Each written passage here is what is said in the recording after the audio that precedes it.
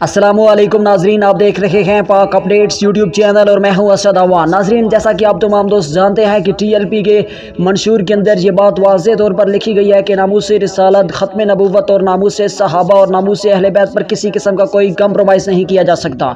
बिल्कुल इसी तरह की मिसाल देखने को मिली है अभी कुछ ही दिन पहले खैबर पख्तूनख्वा असम्बली के अंदर। जी हाँ नाजरीन, खैबर पख्तूनख्वा असम्बली के अंदर तहरीक लब्बैक पाकिस्तान के मंशूर को कबूल कर लिया गया है और बड़ी तादाद में ये करारदाद मंजूर कर ली गई है, जिसके अंदर ये बात लिखी गई थी कि किसी किस्म का कंप्रोमाइज़ नहीं किया जा सकता नामूस सहाबा पर। यानी कि आज के बाद जो भी नामूस सहाबा पर बकवास करेगा उसके खिलाफ कानूनी कार्रवाई की जाएगी। ना सिर्फ कानूनी कार्रवाई की जाएगी बल्कि सजाए मौत भी दी जा सकती है।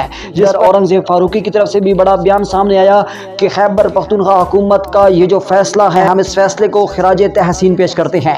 आप तमाम दोस्त इस बारे में क्या राय रखते हैं? अपनी राय का इज़हार कमेंट सेक्शन में लाजमी कीजिएगा। मिलेंगे नए वीडियो में, तब तक के लिए अल्लाह हाफिज़।